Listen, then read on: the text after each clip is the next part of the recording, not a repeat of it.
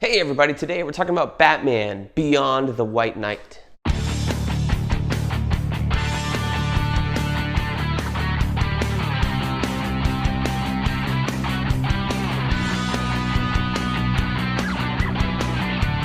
Hey everybody, welcome back to BK's Bullets. As always, I'm your host, Brent, and today we're talking about Batman Beyond the White Knight. This came out, I think recently, a couple weeks ago maybe. I didn't do an overview of it because I figured I was going to read it, and so we could just talk about it that way. But yeah, so this is I don't know if it's the finale. I don't know. We'll see. We'll find out. But it is kind of the finale of the White Knight trilogy, if you would. You had Batman White Knight, which is a phenomenal book, one of my favorites in the last 25 years. Go pick that up if you haven't read that. And then to follow that up, we had Batman Curse of the White Knight featuring Azrael, which I thought was also very, very good. Not as good as the original White Knight, but very, very fun. And now you have the final version of that trilogy, Beyond the White Knight.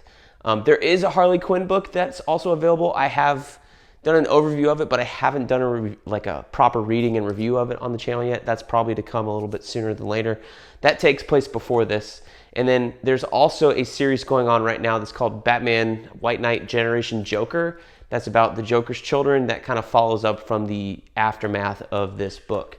So we were talking about like Spider-Man Life Story in a video recently, and this is kind of the same thing. Yeah, not really. It's more of like, what if Batman aged and now you're getting an older Batman. Now, don't let the cover fool you, because it certainly fooled me and all the solicitations and things like that when this was originally coming out, thinking I was going to get a Batman Beyond story, because this is the covers that they put out there. You have older characters and you have old Batman, not really, like a representation. I was thought maybe Bruce had died, whatever, who's going to know? And we're going to have Terry McGinnis in the Batman Beyond suit with the Sean Murphy twist, and it's going to be awesome. Well, that's not quite what we got. What we got is what's on the back cover, really, which is an older Bruce Wayne. He's not quite like in his 90s like in the cartoon. He's more like in his 50s or 60s. He's got gray hair, and he's not really a mentor to Terry. This is kind of the beginning of their mentorship adventure. It's more of like an origin story for the Batman Beyond conceit in this universe. And this is definitely its own universe. It's got its own history now with 2 or 3 other books going on at the same time. Or not at the same time, but previous volumes. There's stuff to draw on, so that if you have not read White Knight or Curse of the White Knight, you probably will be a little bit lost, because they're constantly referencing things in here. If you don't recall, Curse of the White Knight ended with Bruce Wayne going to prison. After he had discovered that he is not actually a Wayne, like the Wayne family stole all their riches and stuff from the Bacars long time ago. They were the Bacars. They stole it from the Waynes, and the Waynes is actually Azrael was actually a Wayne or something like that. So again, really different history from the regular DC universe. Lots of storytelling here, lots of stuff to pull from the previous volumes. So if I ever reread all 3 of these volumes in a row, I think it's going to be a very satisfying read, because everything is going to be so fresh.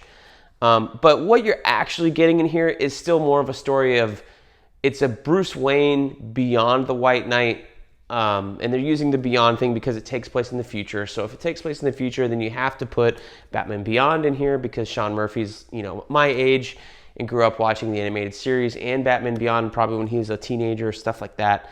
And so that's kind of where we're going. But what we actually are getting is more of an older Batman adventure with Dick Grayson, and Terry McGinnis is kind of in the background until towards the end of the volume. But it's really more about Bruce Wayne coming to terms with his legacy being Batman, instead of his legacy being all the stuff he tried to do at the end of Curse of the White Knight. Like Curse of the White Knight ended with Bruce trying to give away his fortune and everything. And of course, if you're going to have a sequel to a happy ending like that, then everything kind of has to go wrong, and he finds out in prison like, oh wait, what? How did I not know all these things were happening? And none of the things that I wanted to happen actually did, and Gotham is a little bit worse for it. So he's coming back kind of to avenge that, as well as find out who's running around in the Batman Beyond suit without his knowledge. What's interesting about this Batman Beyond conceit, even from the animated show into this one, is that this is the last Batman suit ever built by Bruce Wayne. So in the animated series, it was already like 20 years old, and it still had better technology than anything else in Gotham when Terry wore it. And this same thing here, this is the Batman suit, the last one ever built by Bruce Wayne before he went to prison at the end of Curse of the White Knight, and it's still leagues beyond anything else in Gotham at that point. So it's like, how good of a technologist is Bruce, and how did everybody else not catch up to him a bunch of years later? I don't know. But, again, if you like Sean Murphy's art, you're going to love this book. If you liked White Knight, you're going to love this book. If you're a fan of Batman Beyond and the animated series, you're going to love this book. If you like the '89 Batmobile, you're going to love this book. Because Sean Murphy loves doing these visual cues to older things and pulling them in. They had him like the fleet of Batmobiles in White Knight. That is here also. You have the Tumbler making an appearance, the '89 Batmobile turning into a submarine, all sorts of wild and crazy stuff. And you got Bruce Wayne wearing pouches on his legs, so why the hell not? He is kind of running around in a hoodie as not really Batman, like proto-Batman. He kind of disavows Batman but paints over the bat suit. But Sean Murphy always lets you know that the bat symbol's there by making it like a different color gray than the rest of his suit. So it's always kind of standing out. So not quite hidden as if, as Bruce really wants it to. But it's 8 issues long, and it's about Bruce's legacy, and there's very little Batman Beyond in here. Surprisingly, the first issue makes you think you're getting a Batman Beyond story, and then we quickly pivot away for that for 5 issues, only to pivot back to it in the last 3. So I think that's my biggest complaint, is that I was thinking we're getting a true Batman Beyond story. The cool part about here, and there's always like 1 or 2 little interesting tidbits in these when Sean Murphy does these White Knight miniseries, is he puts in a Red Hood story in here. And so it's 2 issues co-written by him, and he's got a different art. Simone DeMeo does the first one with the art, and George Cambadias does the second issue. Clay McCormick doing the story and the script, with Sean Murphy doing the story. But that's in here kind of in the middle of the storyline. And it's a good pivot, because you have the last Sean Murphy issue ending with Red Hood, Jason Todd, here going, Bruce, what did you get us into? And pivoting to his storyline, what happened to him after he was beaten by the Joker. And again, different universe. So in this universe, Jason Todd was the first Robin, not the second. So it kind of goes through his storyline and how he kind of comes to grips with his legacy being, Batman's protege and taking on Shriek with another Robin and that kind of stuff. So it's a fun little side story also.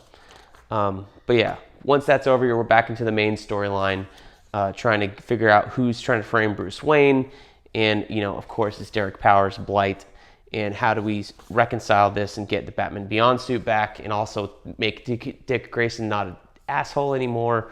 All sorts of things. So it's a fun little story. I think it kind of whimpers out in terms of the trilogy, because you have White Knight, which was blew everybody away. Curse of the White Knight, which made all the Azrael fans happy. And then you have this one, which is not quite making, I think, a bunch of Batman Beyond fans happy. So I think it's kind of descending a little bit. Like, you had an A+, then you had a B+, and then you have it's a good story. It's probably more of like a B, B-, that kind of thing. Not quite C. It's not average by any standard at all. It's still good. It's still fun, but it's just not quite as good as those other 2. But yeah. So I think it's fun. It's a hardcover. Just came out in hardcover a couple weeks ago. It's got the beautiful art on board behind it. And it has all the variant covers in here. And like I said, the fact that the Red Hood story is in here in the place where it was published is a lot of fun too.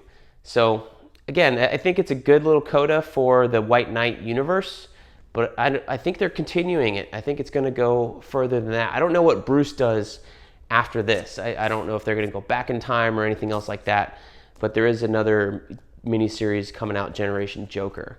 I believe Sean Murphy's doing the story for that as well, and someone else doing the writing and the art.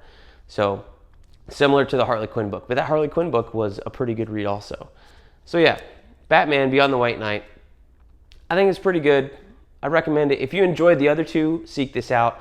If you're looking at this saying, I want a new Batman Beyond story, and you haven't read anything else, and you pick this up, you're probably going to be disappointed and confused. So if you want to read this for that reason, I would say go back and pick up the other 2 volumes of White Knight. then come to this one, and then let me know down below in the comments what you think of the story. And I will see you guys next time in the funny pages.